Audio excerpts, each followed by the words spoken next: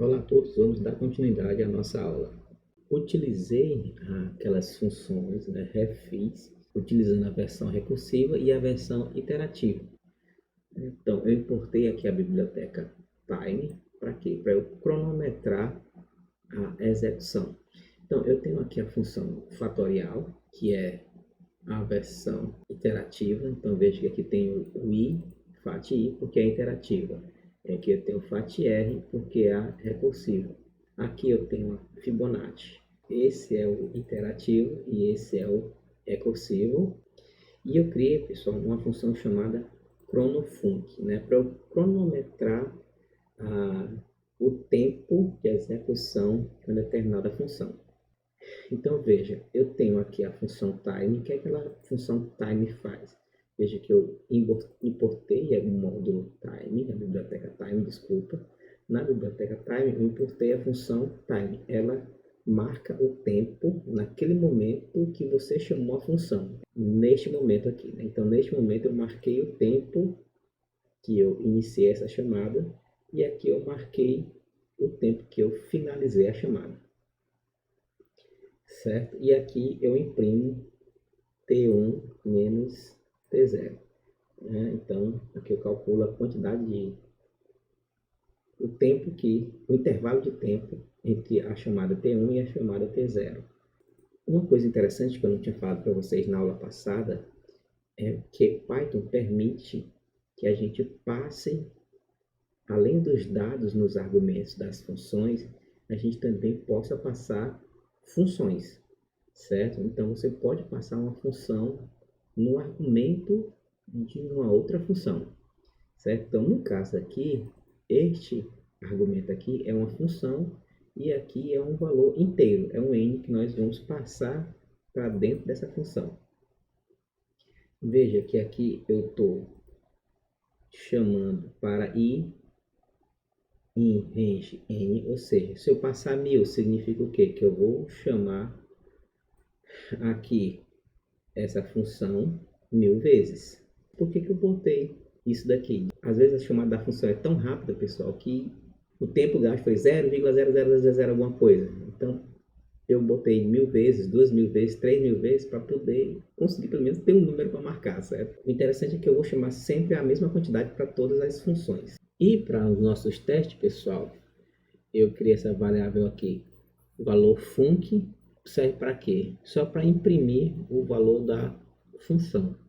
Mas basicamente eu pego essa função, seja qualquer uma delas, passo n para dentro dela, essa função vai retornar um valor e eu imprimo. Quando eu quiser saber o retorno, eu chamo o valor func. Mas quando eu quiser saber o tempo gasto, eu chamo a função chronofunc. Então aqui veja que ele não vai retornar o Fibonacci, já que ele vai chamar 10 vezes, 20 vezes, 1000 vezes, né? Ele não vai retornar o número. Aqui não nos interessa o valor retornado, nos interessa o tempo gasto. Já o valor func aqui, eu não estou interessado no tempo, eu estou interessado no valor gerado, ok? Então são essas duas funções aqui. E tá aqui os meus testes. Eu tenho teste cronômetro, quando eu quero saber o tempo gasto, e tenho o teste valores, quando eu quiser saber dos valores gerados. If name identicamente igual a main. Então, quando eu vou testar os valores, veja que na função testa valores, ele vai utilizar a função fatorial iterativo e fatorial recursivo. Ele tem que gerar os mesmos valores. Aqui é o Fibonacci. Então, ele vai chamar o Fibonacci iterativo e aqui o Fibonacci recursivo. Veja que aqui ele vai imprimir, chamar a função valor func. Na função valor func, eu estou passando a função fib_i. Quem é fib_i? É isso bem aqui. Eu falei que é possível passar uma função. Então, veja que nessa... Qual a vantagem de se passar uma função como parâmetro? Porque eu posso passar várias funções e o comportamento será o mesmo, certo? Eu estou passando funções diferentes, mas no final das contas o comportamento será muito parecido, ok? Que comportamento é esse? É o valor aqui, que é que tem o valor func? É imprimir o retorno, certo? Não importa se eu estou passando a função Fibonacci interativa, Fibonacci recursiva, fatorial interativa ou fatorial recursiva, certo? Eu passo apenas a função, ela faz o cálculo lá que tem que fazer, porém o retorno será impresso. Não é isso? Você poderia, por exemplo, mandar para uma página HTML, mandar para um arquivo, não importa. Quem manda para onde vai é a valor func, certo? E o que é que a valor func vai dizer? Imprime na tela. Pronto, é isso. Né? Então, toda a chamada dessas funções será impressa na tela. Eu fiz algumas pequenas modificações, né? Eu não vou mais apertar F5, né? Eu até poderia, não tem problema nenhum, é porque ele gera muito texto aqui no terminal, né? E às vezes pode atrapalhar, né? Então, eu vou utilizar aqui mesmo, chamando a função aqui, né? Eu boto aqui Python e o nome do meu arquivo que é recursividade.py e aí executa, certo? Vou parar aqui porque não era o teste que eu queria, né? Só para mostrar para você. Então, para limpar a tela, CLS, limpei a tela. Bem, então, desculpa aqui, não vou chamar agora a cronômetro, eu vou chamar apenas a teste valores, certo? Não estou interessado no tempo, eu estou querendo apenas que gere os cálculos, ok? Vamos lá. Então, primeiro passo, eu vou fazer aqui um n igual a 10. Depois de salvar, chamar aqui Python recursividade. Veja que os dois valores foram os mesmos, não tem problema. E o Fibonacci também foi o mesmo, não tem problema. Né? Os problemas acontecem quando n começa a ficar grande, né? Aí a confusão aumenta, né? Então, para isso eu vou fazer aqui, primeiro teste eu vou botar para um n igual a 30, né? Então, para o fatorial, não vai ter problema, porque o fatorial só chama a função uma vez por iteração.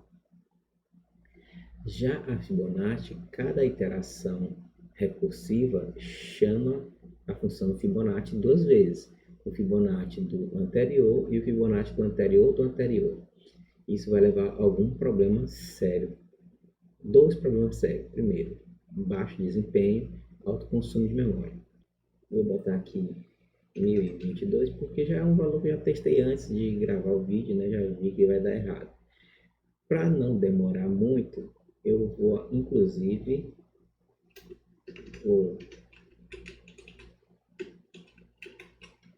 comentar aqui o Fibonacci, né? Porque eu já sei que ele é muito lento e para um número grande desse, ele não, além de ser lento demais, ele não vai aguentar a quantidade de recursão, né? Então, eu vou utilizar apenas o fatorial. Vai dar errado, mas é mais rápido do que o Fibonacci, certo? Então, salvando, executando. Ok? Então, veja que deu erro. O mesmo fatorial que deu certo agora em um recursivo, só porque eu troquei o n, deu erro. No fatorial iterativo, ele gerou esse númerozão aqui gigantesco. Rapidinho, no instante, ele gerou o fatorial. Já aqui, também fatorial de 22, só utilizando a recursividade, deu erro de a profundidade máxima de recursão foi alcançada, né? Ou seja, o Python tem um limite de recursão. O outro problema, pessoal, está relacionado ao consumo de memória e ao desempenho. Não é a função teste de valores. Como agora eu quero desempenho, eu quero tempo, então eu vou usar aqui a teste cronômetro. Eu mudei a teste cronômetro, pessoal, para aqui na Cronofunc. Veja que aqui chama Cronofunc, né? Então, na Cronofunc eu vou botar aqui para 1000 vezes. Então, vou chamar aqui porque agora eu quero só analisar o desempenho. Eu vou botar aqui inicialmente o n igual a 10. No fatorial, que é mais simples, o desempenho foi até que parecido, porém o recursivo foi mais lento. Já no Fibonacci, a gente já vê que foi quase 15 vezes, mais de 15 vezes mais lento. Certo? Isso para quê? Para n igual a 10. Veja que essas foram chamadas 1000 vezes cada uma delas, né? Se eu aumentar um pouquinho aqui o n, Eu vou botar agora n igual a 30 e eu espero que minha paciência seja suficiente. Executando.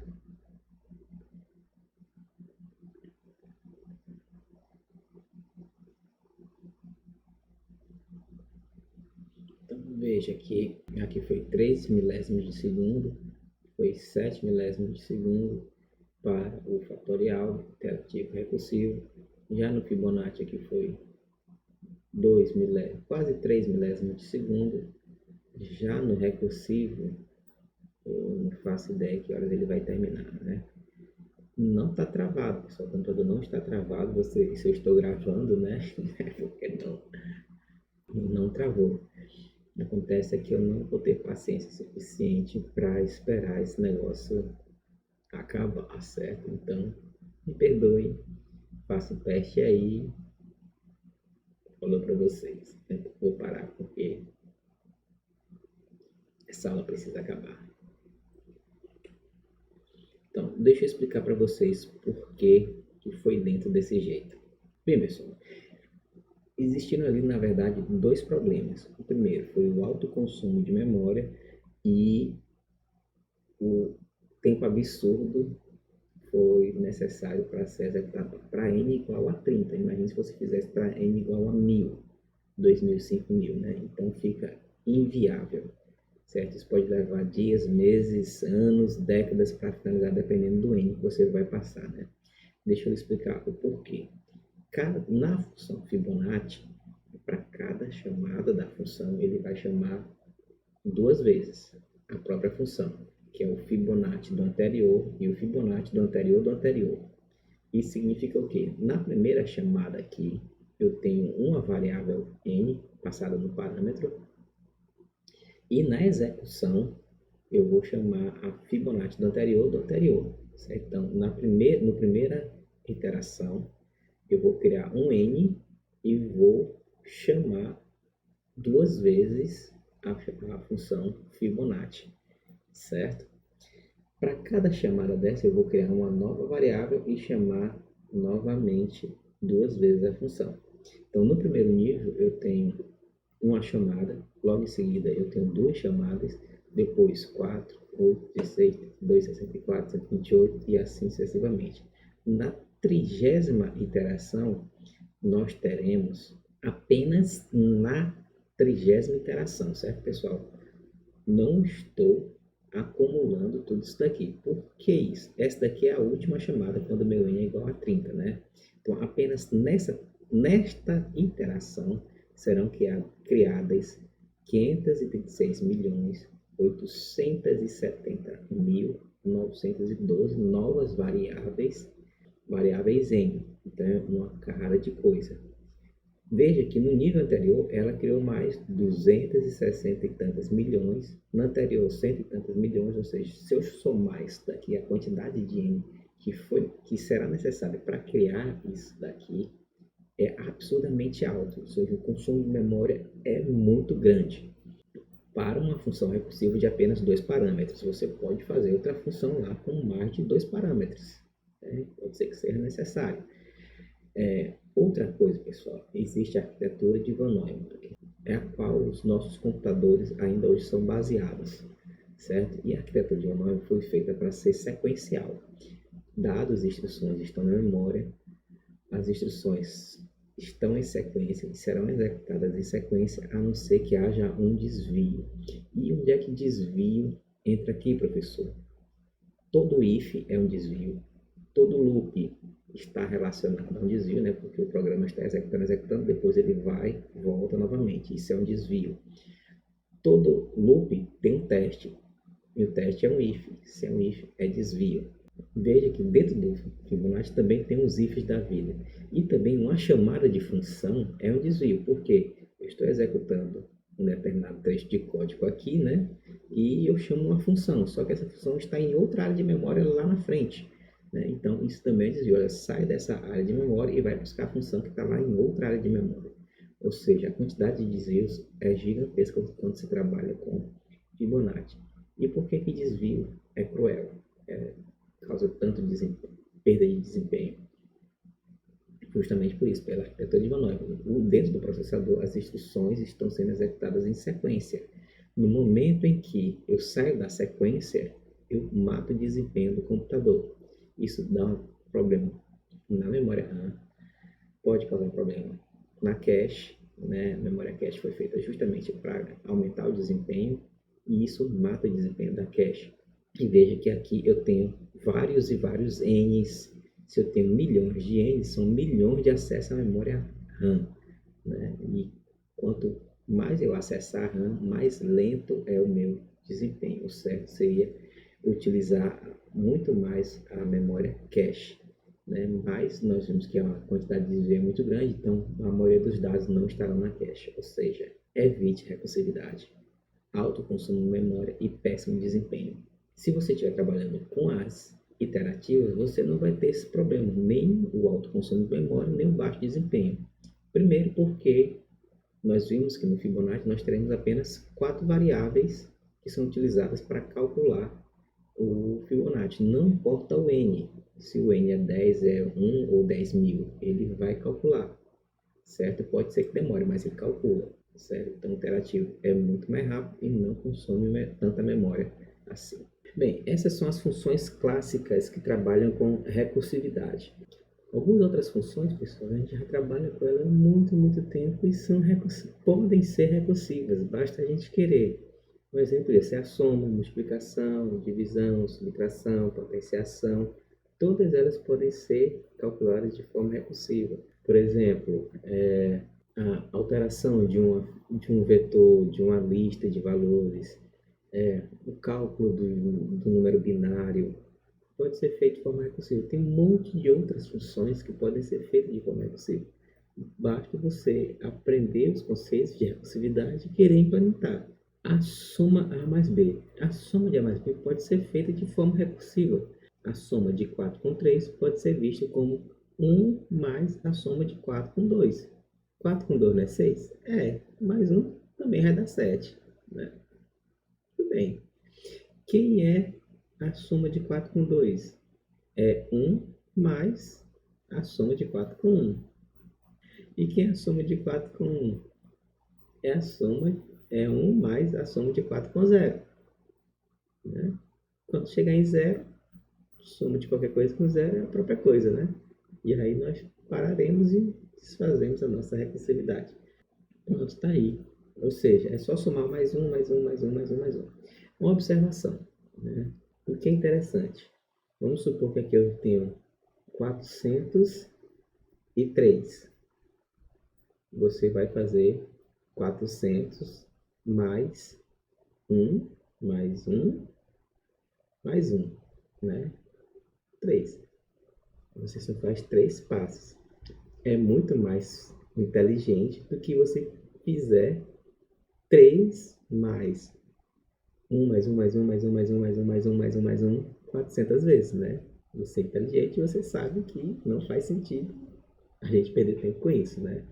Então, a primeira coisa que eu faço é sempre deixar o maior sendo o primeiro argumento. Para quê? Para a quantidade de iterações aqui ser menor, né? Já que esse aqui, o segundo argumento, controla a quantidade de iterações, então é interessante que ele seja o menor.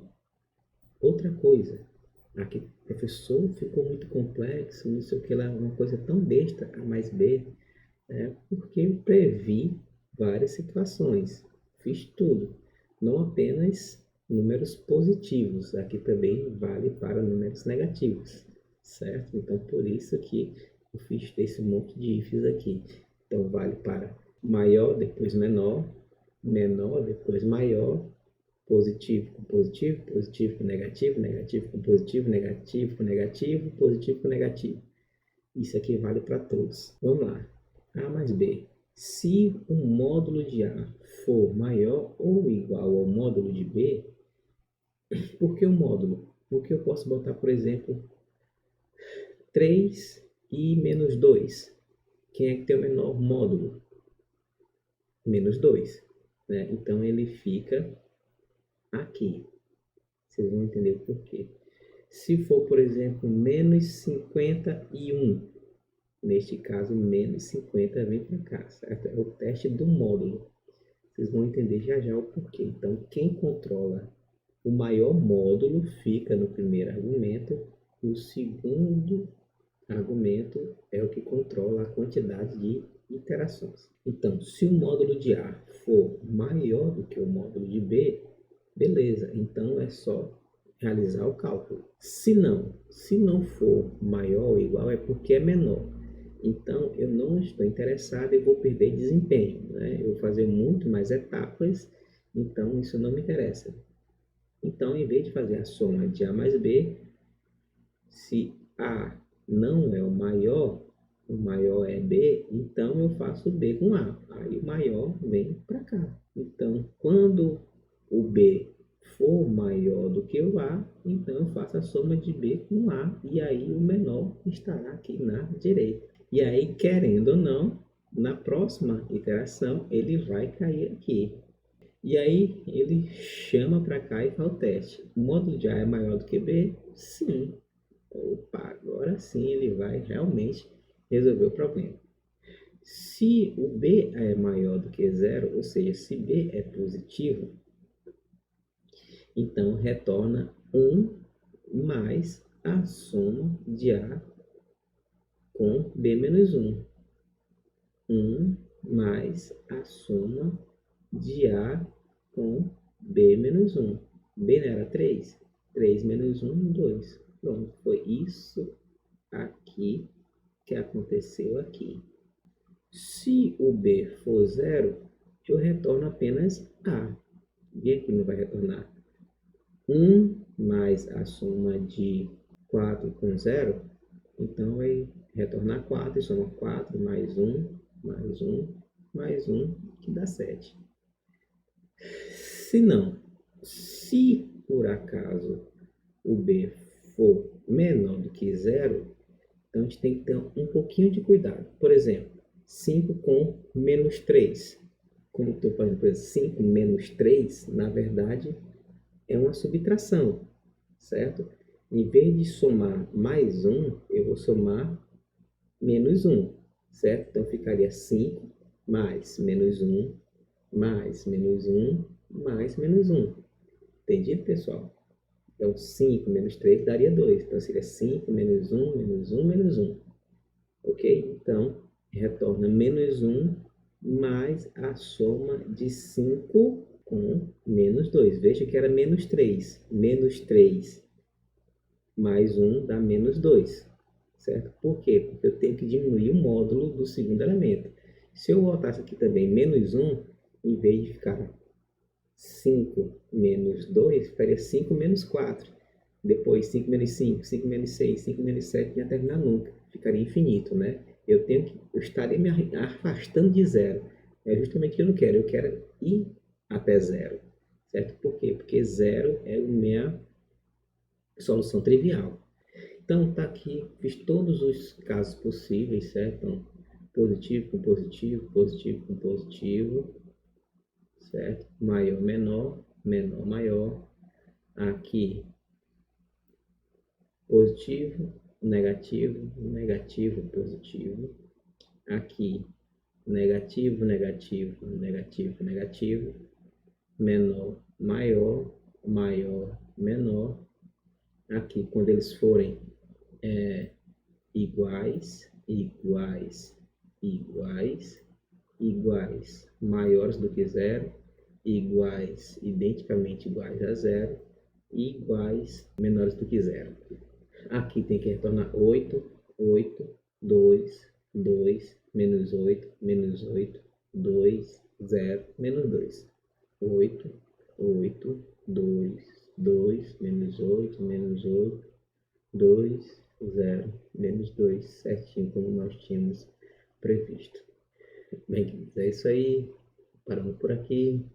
Deixarei alguns exercícios para vocês. Forte abraço, tchau, tchau.